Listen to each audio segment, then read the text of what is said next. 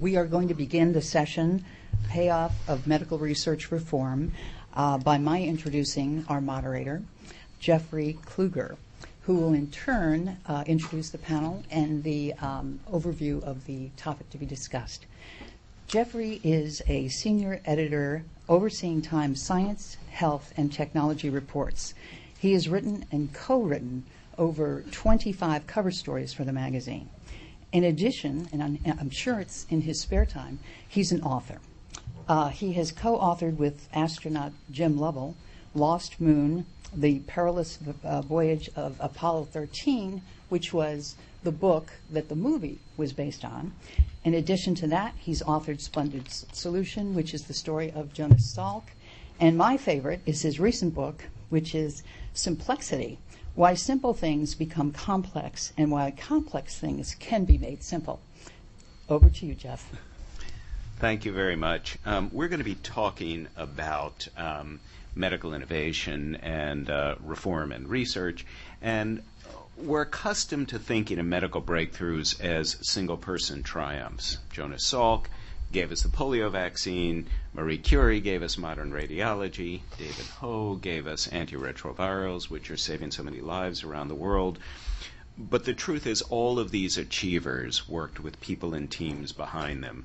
And in a globalized world, those teams are getting bigger and bigger. Today we're going to talk about medical and pharmaceutical research reform in the modern world.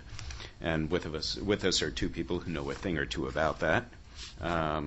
The Honorable Richard Gephardt is a former congressman, a 14-term representative from Missouri's 3rd District, I believe. In the course of his political career, he served as both minority and majority leader of the House of Representatives and is a 2-time presidential candidate. He's a senior counsel at the firm of DLA Piper and a consultant for Goldman Sachs, and is also, particularly relevant to today's discussion, chairman of the Council for American Medical Innovation, a group comprised of patient advocacy organizations, research institutions, medical professional societies, trade associations, and others, all committed to fostering innovation. Also with us is David Brennan, CEO of AstraZeneca. He began his career at Merck in 1975 and became general manager of a French subsidiary specializing in the decidedly complex business of ophthalmics. He joined AstraZeneca in 1992, became a senior vice president of AstraZeneca in 1999, and CEO 3 years ago in 2006. So first I'd like to open it up to both gentlemen to give a sense of where their efforts are and where their thoughts are in this area of medical research reform. Congressman?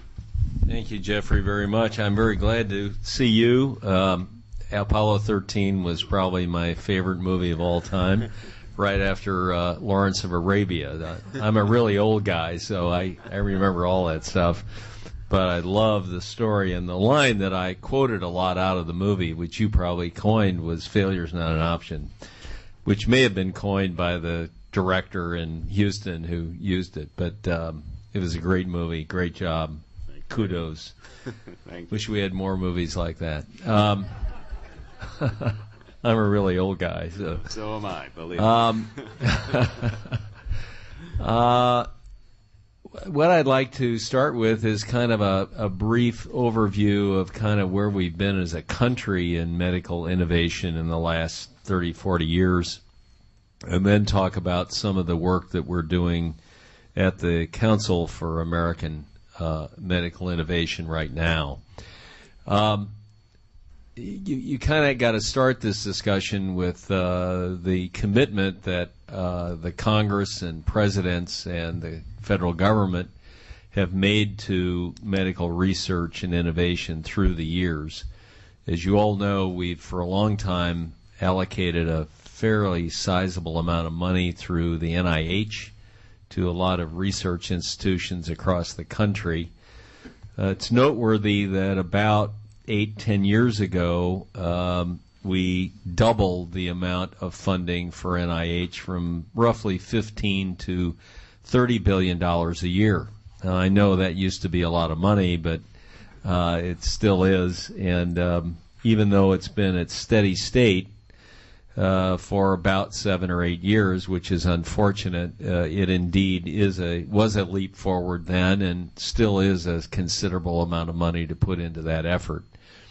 Having said that, there are two kind of overwhelming challenges we face in that area. One is that it's at steady state, and it needs to be increased with at least inflation. So there's a real need for additional funds at the NIH level for what we call basic science research, bench research.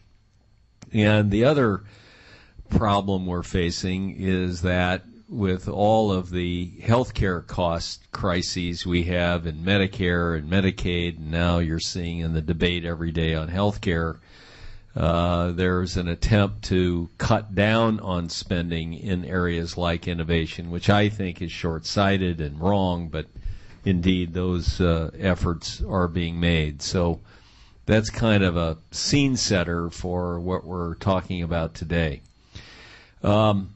About a year ago, we established an organization called the Council for American Medical Innovation. There have always been groups interested in innovation, but this is the first effort that I'm aware of where we tried to bring together all the stakeholders in the country, and ultimately we'd like to engage others in the world, but at least as a start in the country to start looking at these issues. So we have patient groups, which have always been focused on this. We've got research institutions, academic institutions around the country that do a lot of this work still. We have research organizations and foundations.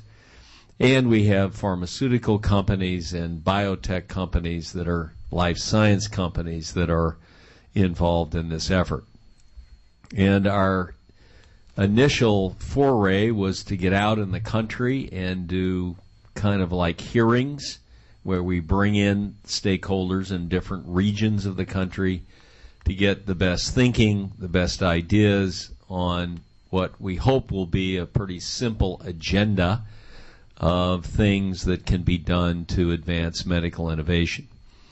And we're working primarily in three areas. First, we're trying to understand the whole phenomenon of what is called, as you know, translational research. So the question becomes, how do you get basic science ideas, discoveries, if you will, to be tweaked or moved further so that pharmaceutical companies and biotech companies can take these ideas that are tweaked further to bedside remedies that will really help patients and help people.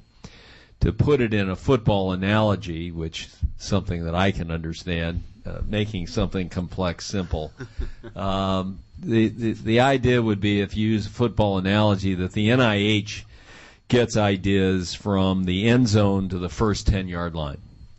And so we're now asking pharmaceutical companies or biotech companies to take ideas that they can access from NIH research 90 yards to the end zone, which would be bedside.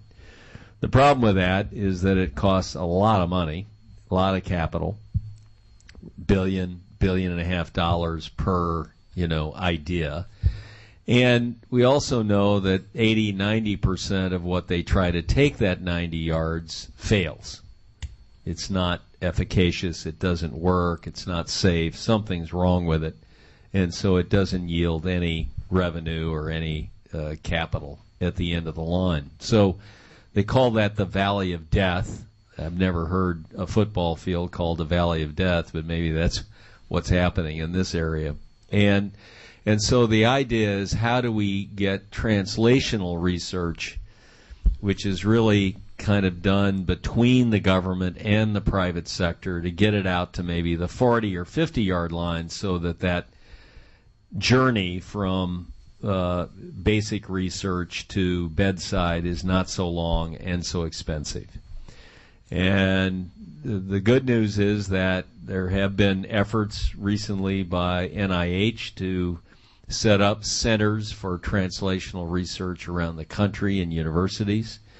They believe that some of them are doing a very good job, some not as good, but there is progress, and so we're trying to understand that process as well as it can be understood. We're trying to come up with suggestions to enhance that process. One of the ideas we're looking at as an analogy is what we did with semiconductors in the 80s with a thing called Semitech, which was a 50-50 private-public partnership to do research on the processes by which we manufacture semiconductors. At the time in the 80s, America was falling behind Japan and others, and I think most observers today would credit Semitech with saving our industries in semiconductors, keeping us competitive, keeping us out there, and it would be seen as a success. Lots of problems with it, with intellectual property and other issues, but indeed it may be the kind of analogy to look at and change and adjust so that it would meet some of the needs in translational research. Another area we're looking at is the whole problem of the FDA and other regulatory agencies that oversee and govern and regulate the production of these kinds of remedies. A number of problems there. Money is part of it. FDA is always underfunded, and increasingly it's been funded by the industry, so there's diminishing returns there. And, of course, we've got budgetary problems at the federal level, which you're all aware of, so those are challenging issues.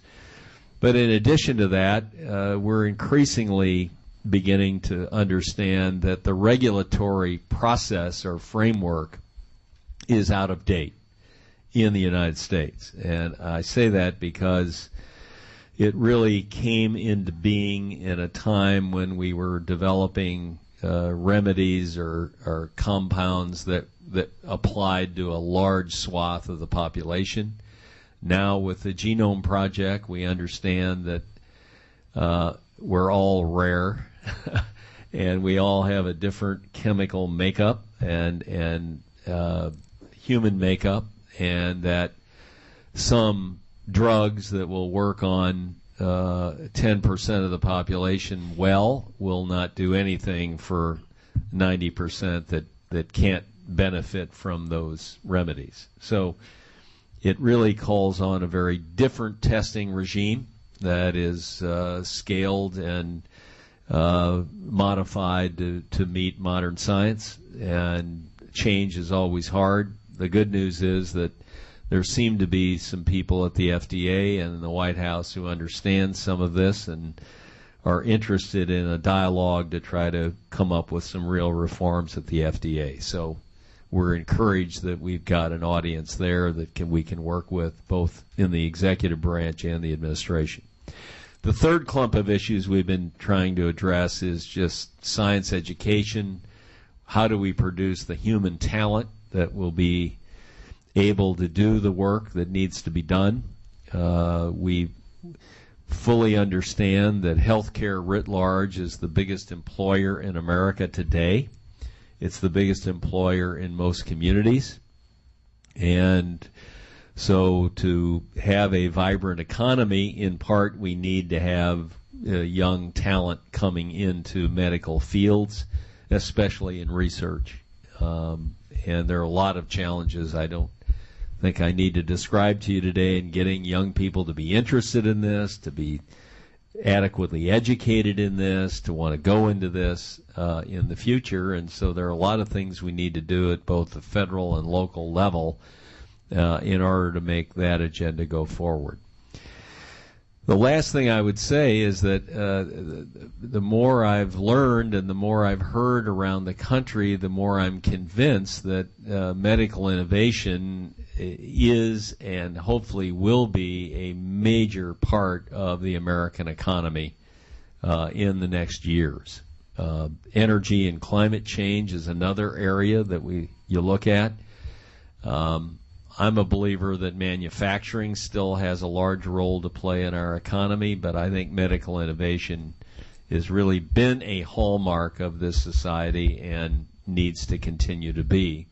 But it won't happen automatically. It will only happen if we make these investments, if we do some of these things in a more effective way, and if we have the young talent coming forward, human talent, that really want to do this. One just quick anecdote.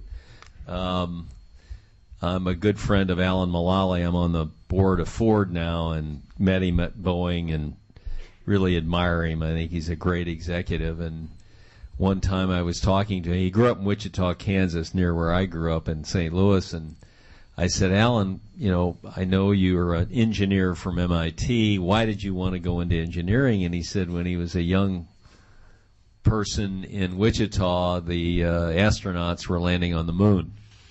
And he said from that day forward, he wanted to be an astronaut, and if he couldn't do that, he wanted to be a scientist. And so we've got to focus on what inspires people to take these kinds of jobs and to study these kinds of things. And so we're looking for that astronaut analogy. Maybe you can help us with it, Jeffrey. It's all roads lead to the moon for me. I'm talking your language. Exactly. All right. And actually, this is, when we do some follow-up, I did want to ask you a question about that regarding can medical innovation ever be the kind of driver that Sputnik was, that seminal moment for America. But we have an embarrassment of riches here, and I would like to hear David's thoughts on some of what's going on at AstraZeneca and how this dovetails with what Congressman Gephardt is speaking of. Okay. Well, I mean, I would...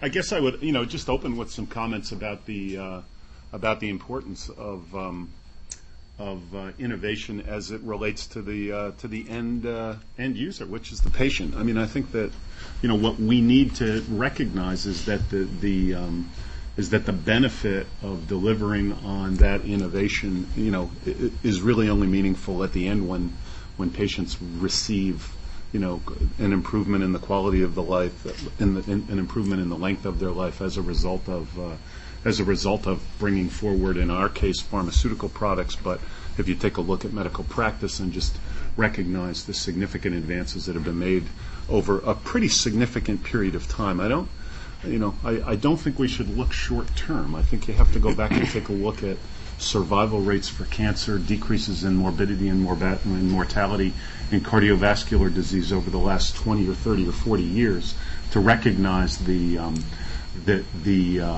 benefits that have been brought through advances and innovations within medicine.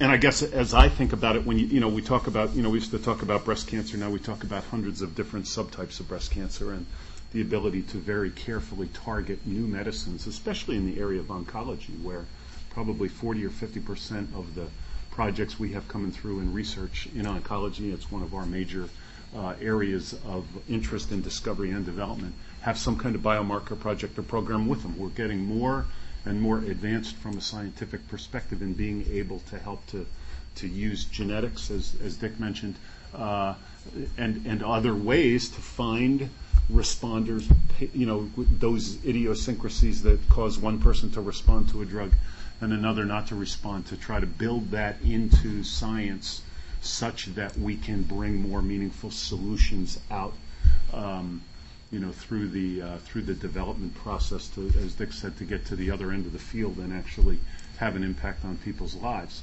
And that's very different than what I think you did describe, Dick, as kind of what we were doing 25 years ago, which was large population studies, all comers, for products in development by way of example.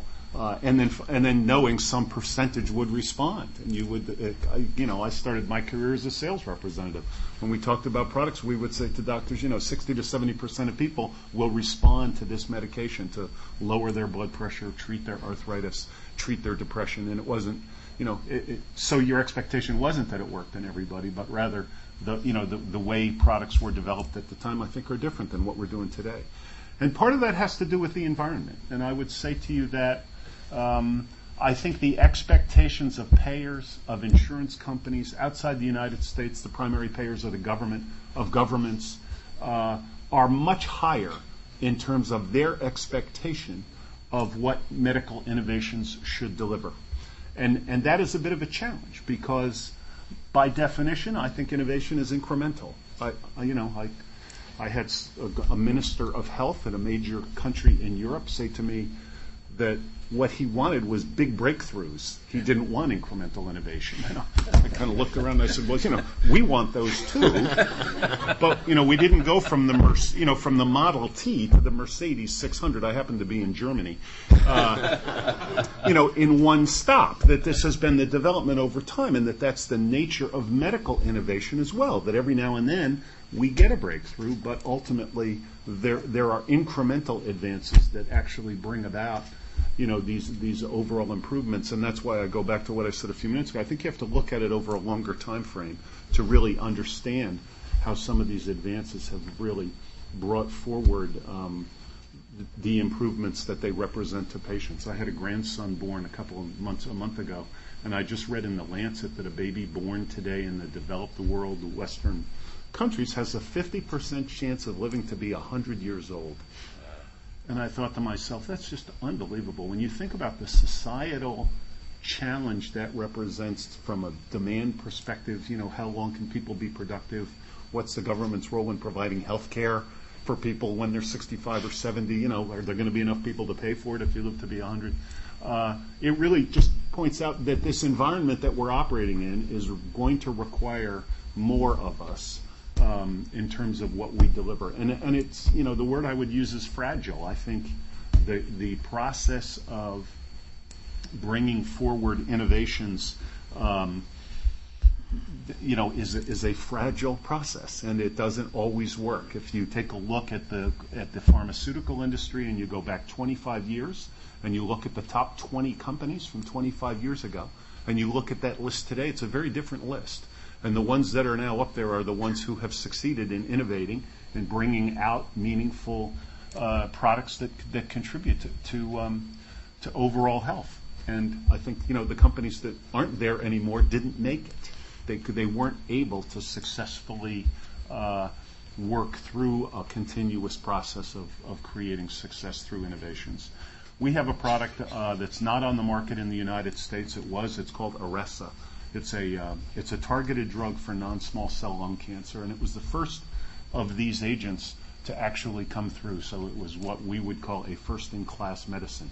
It was brought to the market in the United States earlier in the decade with an agreement with the FDA that we would conduct a population study for survival benefit. But the reason the FDA approved it before the study was completed was because the clinical evidence showed a dramatic response in a small number of patients, but that the response was directly related to the drug and that it was life-saving. It was miraculous in terms of the impact that it had. And when we finished the survival study, we missed the p-value. 11% of the patients responded. It wasn't enough to get a survival benefit. The Food and Drug Administration made us take the product off the market. They allowed people who were already on the drug to continue taking it because it obviously had some kind of benefit for them. And, there are still well over 1,200 people in the United States 6 years later who are still taking that drug and alive as a result of it. And what we found in the subset analysis was that women did better than men, non-smokers did better than smokers, Asians did better than Caucasians, and we began this whole process of trying to understand and spent hundreds of millions of dollars to try to figure out why. And we've gotten a little bit more information as a result of it. We now find a particular genetic receptor. If you can target that and it's located in the tumor, you have a much better chance of responding to the product. And I just use it as an example to say that that doing that requires a significant investment, as you said, Dick, and a significant trust on the part of regulators, on the part of providers, on the part of patients until we figure out how to do it. It takes us 10 to 12 years to get a drug through the development cycle. You know, the tough study, the last one that was done, said it costs $800 million to $1 billion. It costs probably twice that to bring a product to market. I would guess it's probably closer to $2 billion, and we have about a 7% success rate from the time we nominate a drug into preclinical toxicology until it actually gets approved, not sold. It may or may not be successful, but just to get it through the hurdle, you basically wait around 10 years. So we've got a long cycle, a very expensive cycle that requires at-risk private capital, which is becoming a much more fragile kind of marketplace in terms of what we do. And the last point I want to make, because the incremental aspect of innovation is very important. The benefits that you see in the pharmaceutical world today, that people, that are causing these longer lifespans, these decreases in morbidity and mortality in diseases like cancer and cardiovascular disease, are all the product of investments that were made in the early to mid 1990s. So you're basically dealing with a generation of products, 15 years later, that were in fact developed and brought to market now. And the ones we're working on today, will, if we are successful, are 10 to 15 years away from the next step. And the productivity in research and development over the course of the last 7 years or so has decreased. So the number of new products that have actually come through is less than the kind of the generation that preceded it. The cost of them is more, and we have probably close to doubled our research and development budgets over that 5 to 7 year period of time. I mean, the research-based industry now spends in the range of $75 billion a year in research and development and bringing products through. It's not linear. It doesn't mean that because we spend more, we get more. And that's a real challenge that we face now from a business perspective, because our investors see that we have not been as productive in the last 5 to 7 years, and they question whether or not we should continue to spend as much money. The Pfizer acquisition of Wyeth, the Merck acquisition of Schering-Plough, the Roche acquisition of Genentech will reduce jobs in our industry alone in the next 15 months by I would guess 40,000 jobs will be eliminated, and probably $5 to $10 billion in additional spend, a fair part of which will come from research and development. So you're going to see more contraction in the industry in terms of how we operate and our ability to bring projects and products through. But I'm optimistic. When we see the benefits of products coming through and the impact that they have on people, it's the most exciting thing in the world. I've been doing this for 34 years now, and it's what gets me to hop on a plane at 6 o'clock at night in London, to be here last night, to be here today, to talk about this with all of you, because this is the contribution that comes through innovation, right? It comes through the success of scientists. We have 10,000, 12,000 people that work in our research and development laboratories. We spend $5 billion a year on R&D. One of them is here, George. He's on the next panel. He runs our vaccine business. He's the one who brought the first H1N1 vaccine to the market in the United States 3 weeks ago. If you read when they started coming out, it was the one, it's the spray, not the needles. And that's, we have a product, and it's exciting. And I would just close by saying to you, it's without access to these medicines, it's all in vain. When governments or other bodies put barriers in place to prevent those innovations from being made more broadly available, we don't get the full benefit of the investments that happen. And that happens at government level. We see it more now in places like the United Kingdom, where after a product gets approved through the regulatory process, we have to go through a second process called health economics. And the studies they want for health economics have absolutely nothing to do with the regulatory approval process. So you get the tick in the box, and then they won't pay for it. And you say, well, now we've got to demonstrate why this creates some kind of value add in the system. And, they let some things through and other things they don't. They make decisions that are barriers. And I think, as from a policy perspective, we need to be very careful that we create the right kind of environment with all this healthcare reform discussion going on.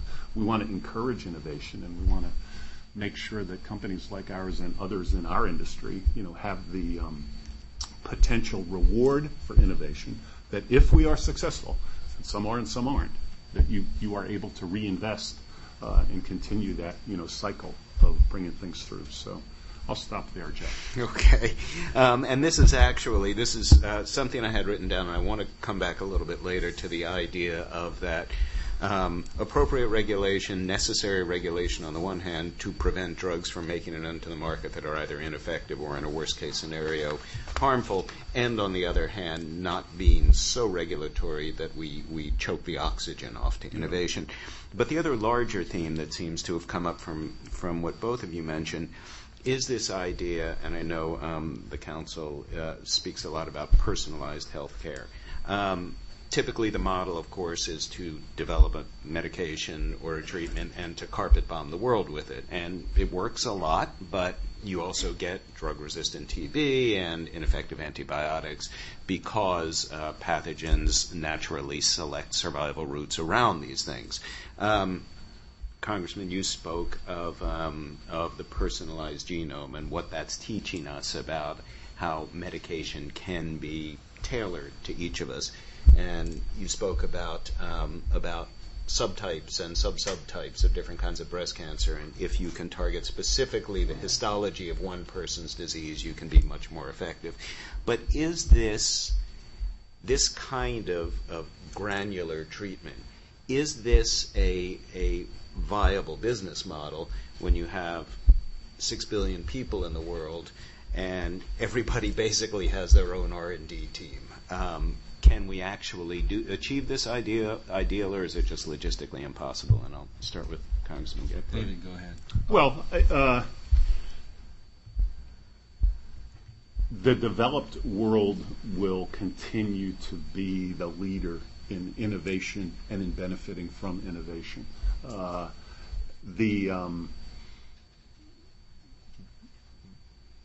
think it's a real challenge for industry to collaborate and work together at times to solve problems that collectively we could probably solve differently than the way we do it independently. I think the best example is AIDS. If you go back to 1980, when AIDS, was identified, and I know Tony Fauci was here earlier. He's the guy who was, at the center of the bullseye on all of this, and he pulled together industry, academia, and the government, and said, we've got a problem here. We don't know what it is, and we've got to get together and fix it.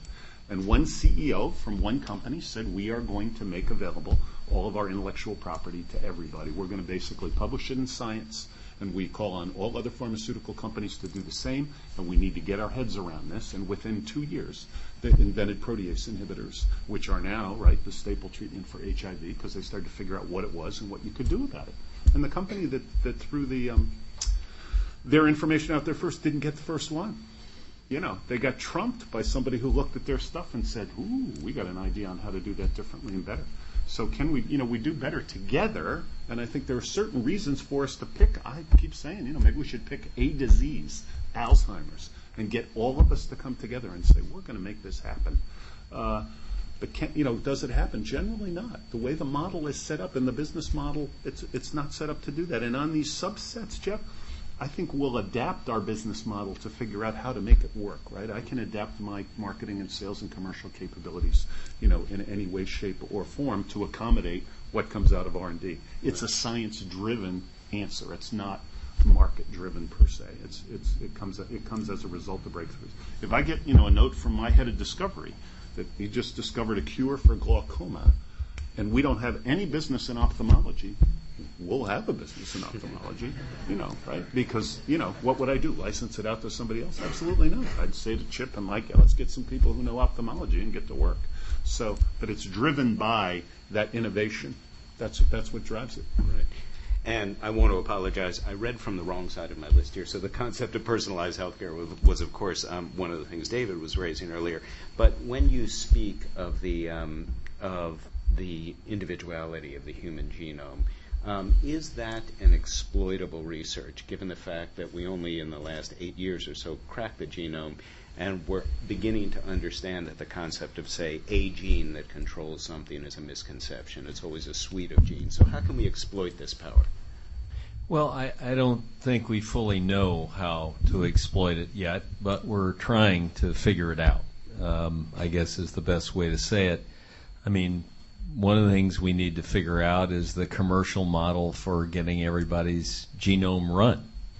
It costs, 10 grand a day or whatever it costs, and it's got to cost less than that. So that needs to be figured out.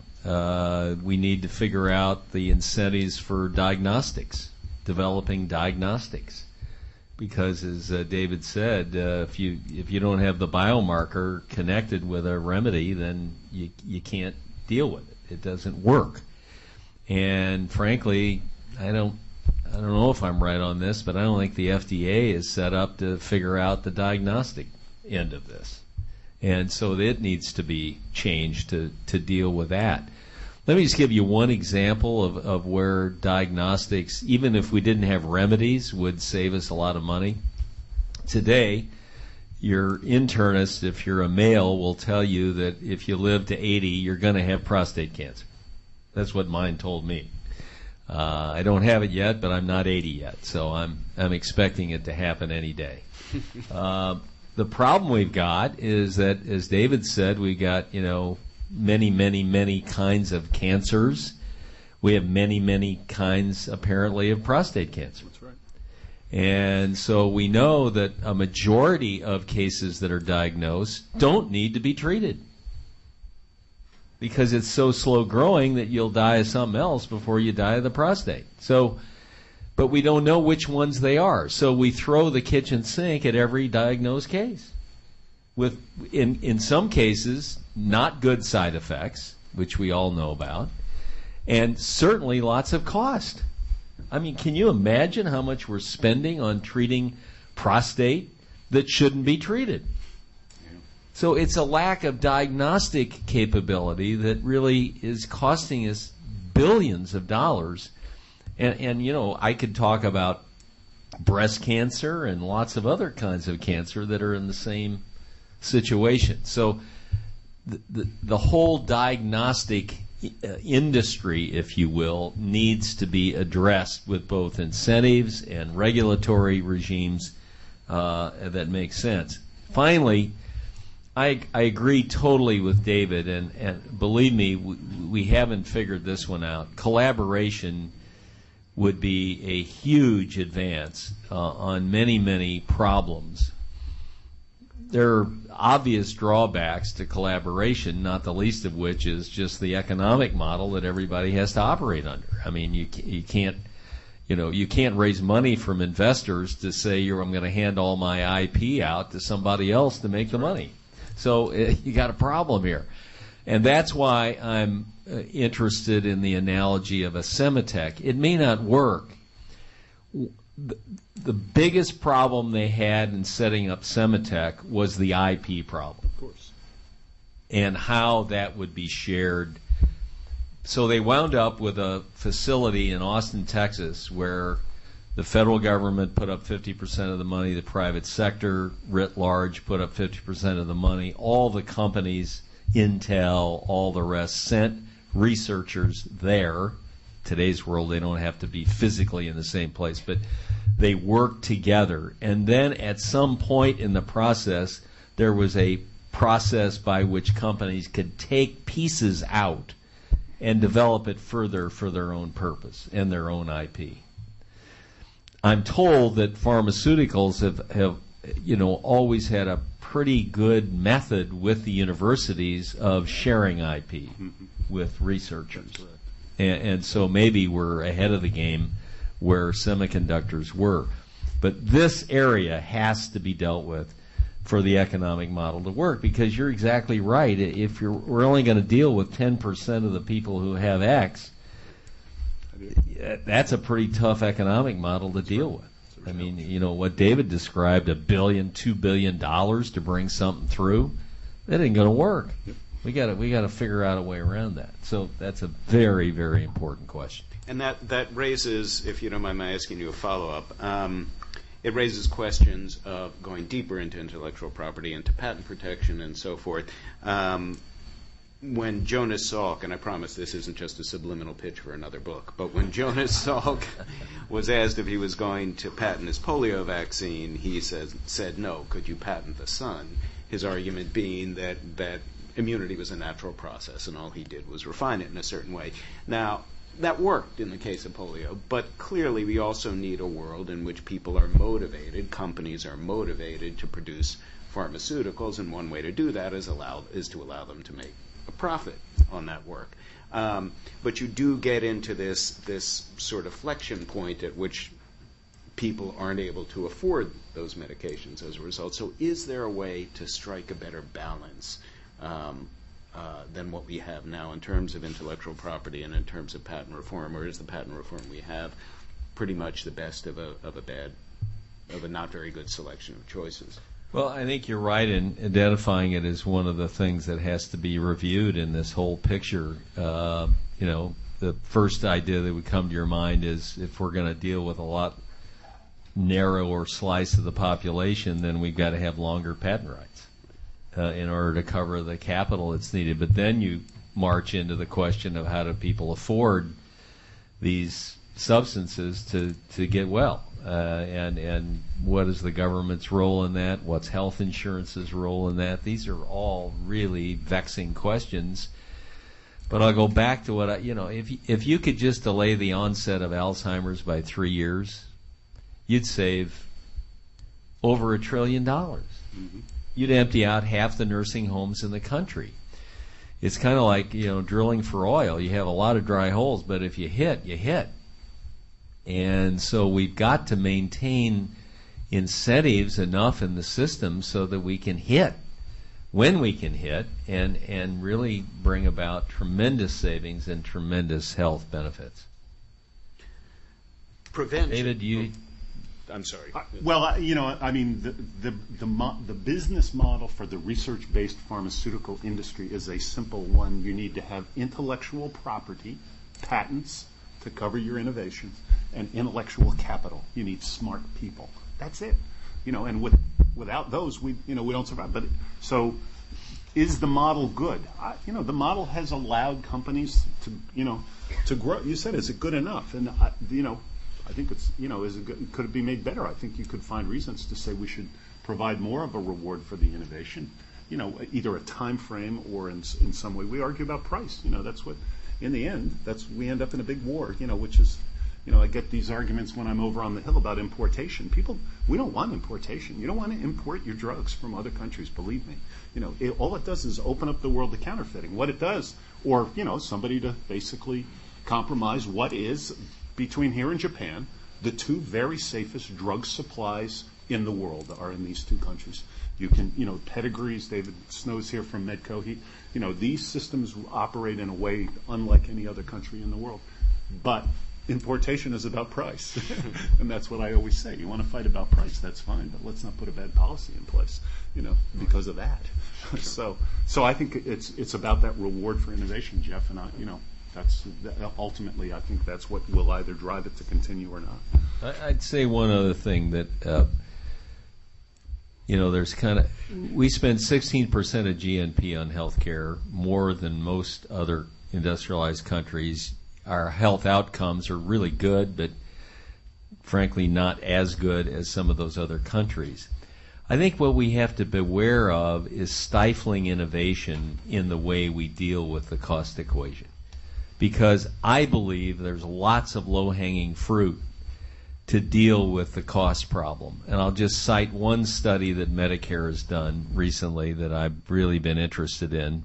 They took chronically ill Medicare patients, so many thousand of them. They put them in managed care, put telemetry in their homes. They did real-time testing of blood sugar and blood pressure and all that. They had nurse practitioners on the phone with them every twice a week or once a week to get them to do what? To take their meds with discipline, to eat right if they could, and to exercise if they could a little and behave.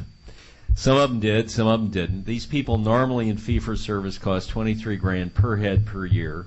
Over 6 years, they saved on average $6,000 per head per year. If you put that model out, and it's hard to do, I'm not saying it's easy. If you did that with all 14 million Medicare chronically ill patients today, you'd save $1 trillion over 10 years and increase their health status. This is a no-brainer. Nobody could be against this, conservative or liberal. You got to be for this. And how did we save the $6,000? We saved it by keeping them out of the hospital, out of the doctor's office, not cutting their feet off. Yeah. They were in better shape by far than the people that didn't get the benefit of this. Now let me take you to death and dying, which is the other big cost driver in Medicare. There are companies coming forward today that are saying, let's train workers, people that really can manage these folks that are near the end of, getting toward the end of life. This is not hospice, this is before then. Let's keep them out of the nursing home. Let's get them to take their meds, let's see the signs of deterioration and know what to do and how to deal with it.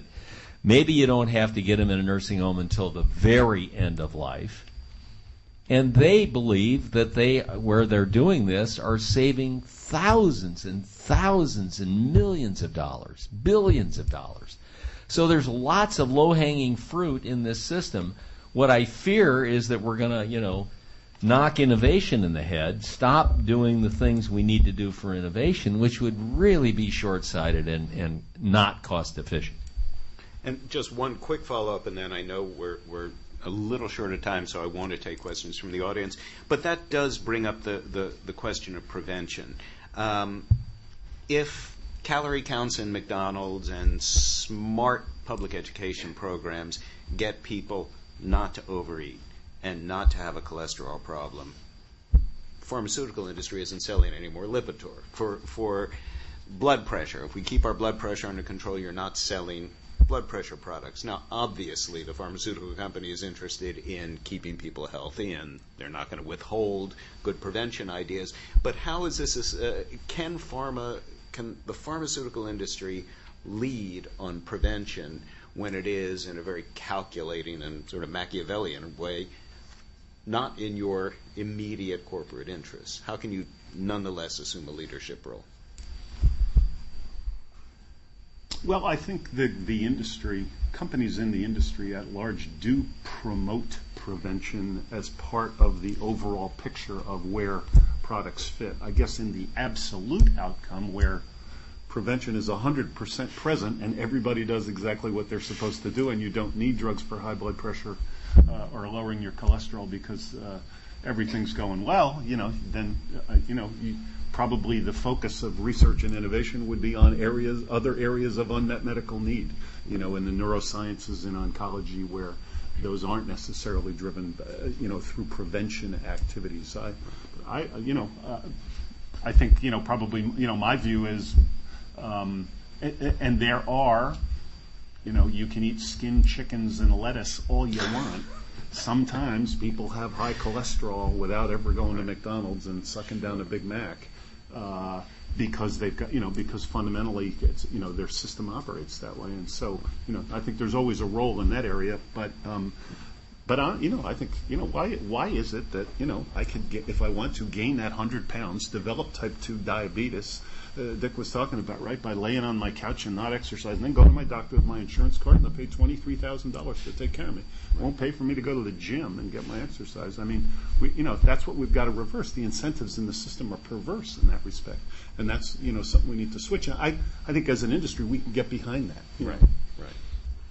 Terrific. I also think we got a long way to go in prevention. There's a lot of low-hanging fruit there, and I may be wrong. I kind of see it the way when I came to Congress in the late 70s, it took us 5 tries to prohibit smoking on intercontinental flights. We didn't even bring up, taking it away from a flight from St. Louis to Dallas or something. It was only New York to L.A. that took us 5 times to beat back the cigarette lobby, which was very strong at the time, and highly placed in tobacco states. I see the same thing beginning to happen with food. Now, it's going to take time. Everything does. But there's a real understanding being created in the public that what you eat has a lot to do with your health status. And so this education process will continue. It won't happen overnight, but I think, we'll eventually get there and people will eat better. I have a friend who runs a company in Ohio. He has 4,000 employees. His health care costs were going up at 12% a year. He asked his HR people what the problem was. They said smoking and obesity, diabetes.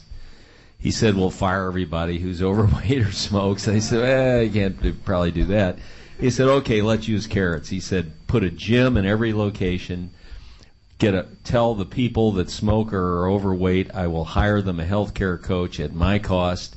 All they have to do is try. They got to try. He did that 3 years ago. He's cut his smoking from 34% to 7%. Obesity's harder, but he's making progress, and his health care costs the last 3 years, and it may not be totally related to this, but they've only gone up by 3% a year. So, if you get serious about something, you can do it. Can be done. Absolutely. We will take questions. Anyone have any thoughts or?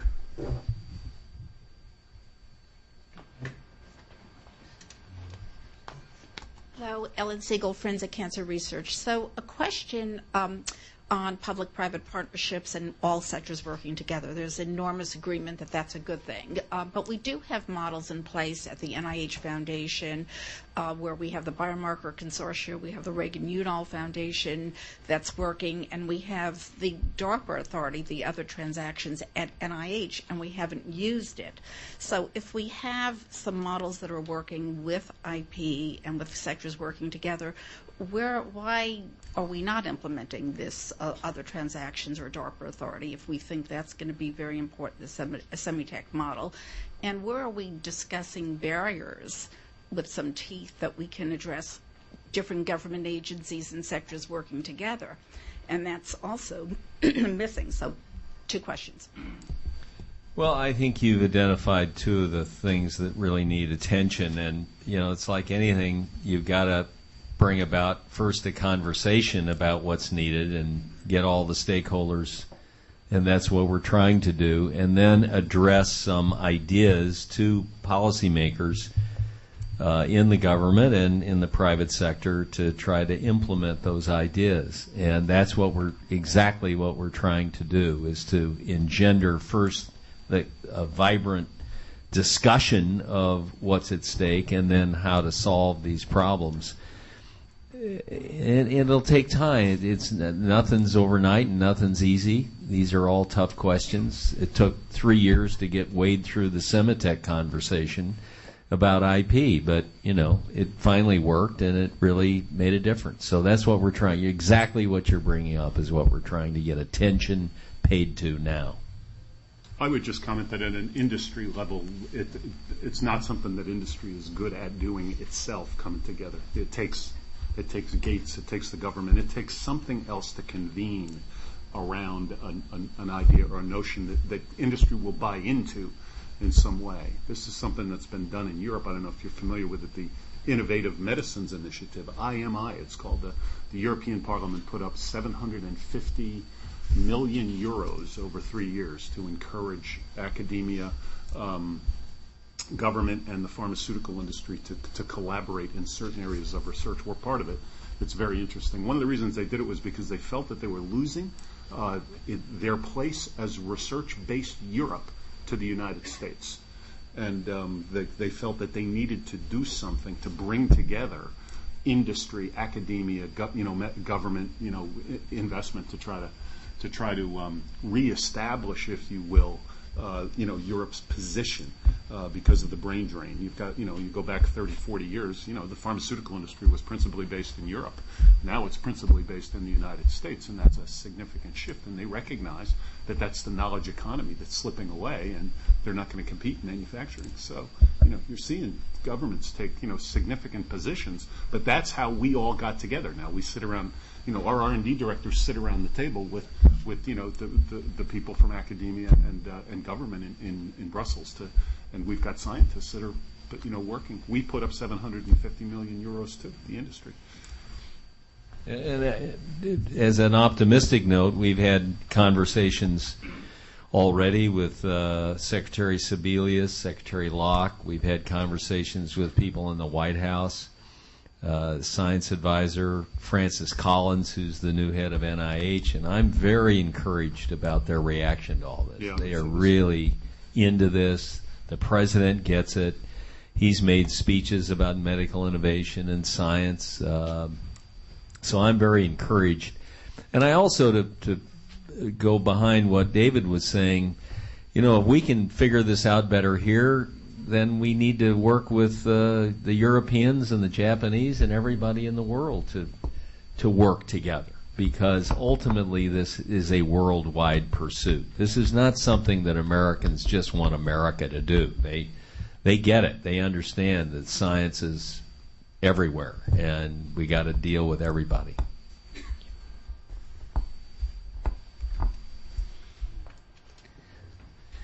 A question about innovation and the FDA. David, in some of the notes I had from before we spoke, you were speaking of helping the FDA foster innovation. And Congressman, you were speaking also about how the FDA is in some ways funded by industry, which often raises conflict of interest questions. How can a pharmaceutical company pay for its own tests, and then how can consumers trust FDA approval?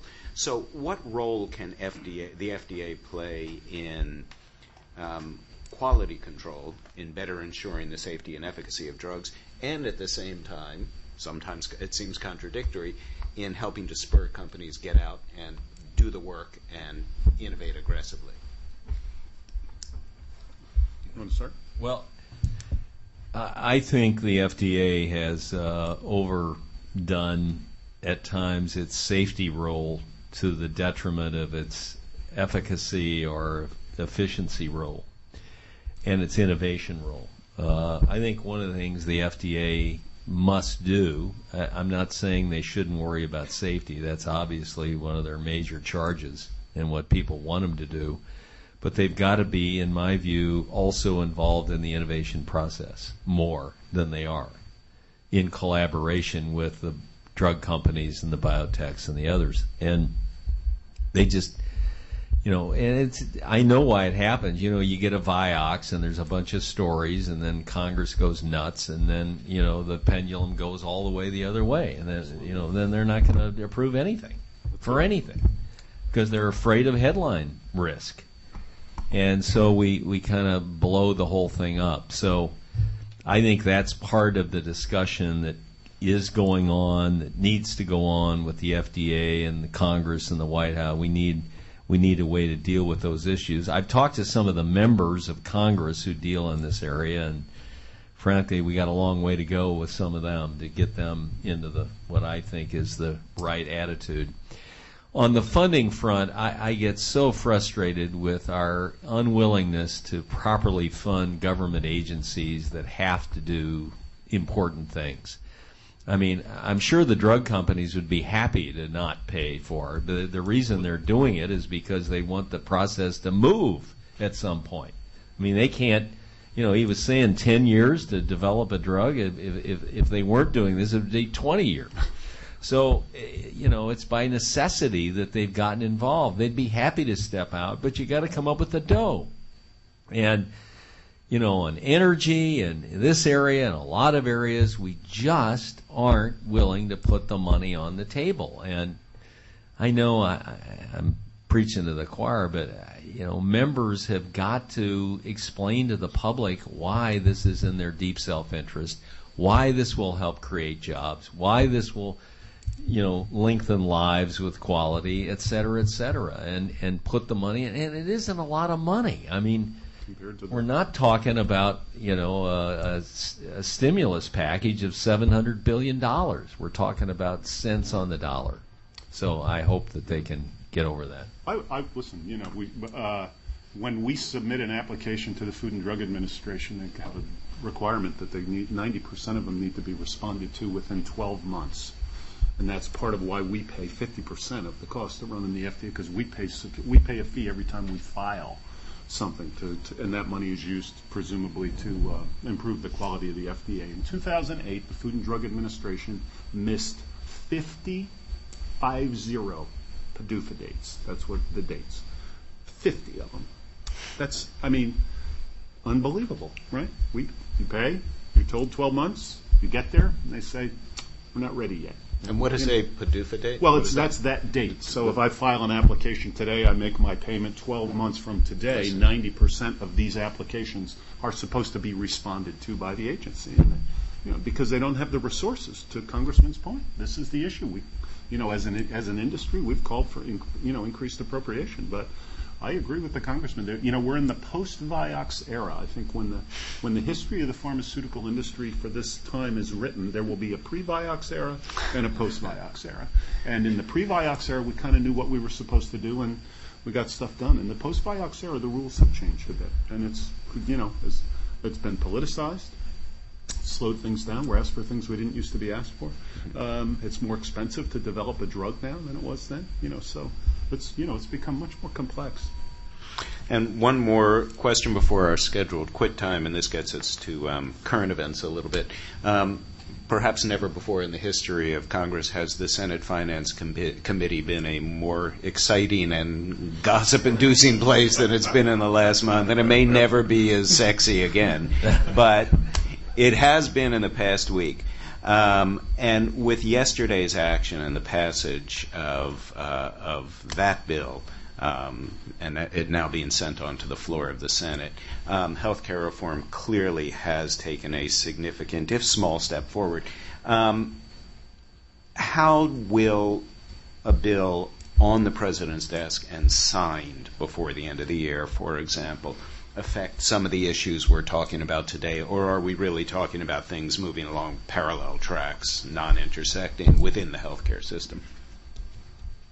Well, I think at the pharma industry level, Jeff, the issue is around price controls, because that's where the reward for innovation gets managed. So the current bill from the Senate Finance Committee essentially allows the private market to continue. The market is very efficient. It does lower price. It does improve quality. And I think, as an industry, we have said we would contribute $80 billion of our revenue over 10 years to be part of the solution. But there are a couple of things that we can't have happen, and one of them is, we want to avoid the price controls in the, in the public and private sector, because it, I think it undermines the innovation story. So that's specific to innovation. That would be a risk I would worry about. We watch it carefully. The government does influence price. You all know that because they compete. They are in certain segments of the market. They're significant payers. But the private sector system that delivers Medicare Part D program, as an example, is something that we want to see that continue. Right. Congressman? I think if they get something done, and I'm increasingly optimistic that they will produce a bill and it will become law, it'll be a positive for medical innovation to some extent, simply because you'll have more people paying premiums and participating in the healthcare system. So that, to me, is a real plus. I was majority leader in 1993. The last time we took up healthcare reform, I couldn't get it out of one committee, much less on the floor. But we had pharma against us. And so it's a really big deal, in my view, that the pharmaceutical companies and other groups came out for this and took the risk that David described to try to get something to happen. And so that was a big deal. And if it does happen, I think, it'll be along the lines of the finance bill that can get the votes that you need in the Senate and the House, and it'll be a huge step forward for the country. Yeah. And you'll have more money in health care. You'll have more people in organized health care. There is no benefit to anybody to have people outside of the system because, as I argued with Phil Graham the last time we went through this is not a matter of freedom. He was arguing that we should be free not to have health insurance. And I said, well, as long as you're willing to refuse treatment to people in emergency rooms, then you're right. They should be free. But if you're going to treat them, and I think we are, then it's a matter of responsibility. Who's going to pay? for the requirement that they have health insurance. And, the Senate Finance Committee's come up with a way to do it. Nothing's perfect, but it's pretty good. And it's a big step forward for the healthcare system and for the health status of every American. Terrific. And on that very hopeful note, we will close. There is a 12 o'clock vaccine wars, doctors versus pathogens. And I see a parenthetical that says lunch, so you can better explain that than I can. Please join me in thanking this wonderful panel. It has been a short contribution. We are going to take a 10 to 12, maybe even 15-minute break, and invite you to the hall where we are, I think, going to give out boxed lunches. So if it applies, bon appetit. If it doesn't, I hope you like boxed lunches. Thank you again, and join us back in the room because our next luncheon discussion will be about vaccine wars. Thank you.